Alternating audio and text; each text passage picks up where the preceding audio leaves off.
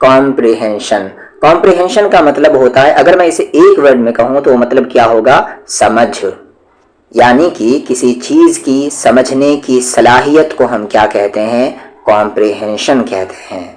और वो वर्ड आपने बहुत सुना होगा, रीडिंग कॉम्प्रिहेंशन। रीडिंग कॉम्प्रिहेंशन का मतलब क्या है कि कोई टेक्स्ट है आपके सामने, कोई पैराग्राफ है आपके सामने, आप उसे पढ़ते हैं और पढ़ने के बाद अगर आपसे कोई सवाल करता है उस पैराग्राफ से रिलेटेड, तो आप पूरा का पूरा जवाब सही तौर से दे देते हैं। तो सामने वाला क्या कहता है कि तुम्हारी रीडिंग कॉम्प्रिहेंशन अच्छी है।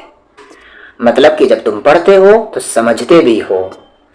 और अगर किसी के सामने कोई स्पीच दिया जाए, जब स्पीच खत्म हो जाए और स्पीच खत्म होने के बाद अगर वो सामने वाला सवाल करे और ये हर एक सवाल का जवाब दे दे, तो वो सामने वाला क्या कहेगा, तुम्हारी लिसनिंग कॉम्प्रिहेंशन अच्छी है। यानी कि जो तुम सुनते हो वो समझते भी हो।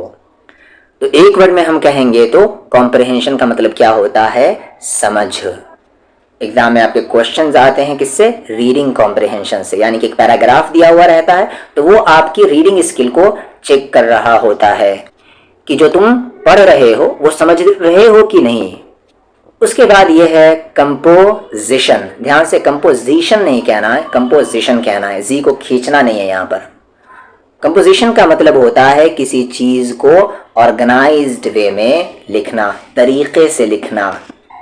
जैसे अगर मैं आपको एक टॉपिक दूं लिखने के लिए दूं कि आप करप्शन पर एक ऐसे लिखें, आप ऐसे एकदम ऑर्गेनाइज्ड वे से लिख रहे हैं। यानी कि जैसे स्टार्ट करना है वैसे आप स्टार्ट कर रहे हैं, जैसे एंड करना है वैसे आप एंड कर रहे हैं।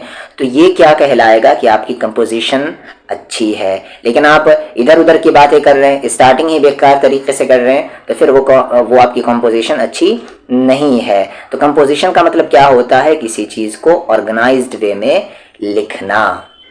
जैसे आप कोई ऐसे लिखते हैं, कोई पैराग्राफ लिखते हैं, कोई स्टोरी लिखते हैं, कोई लेटर लिखते हैं, तो ये सब क्या है, अगर आप ऑर्गेनाइज्ड वे में लिखते हैं तो ये आपका क्या कहलाएगा, कंपोजिशन कहलाएगा।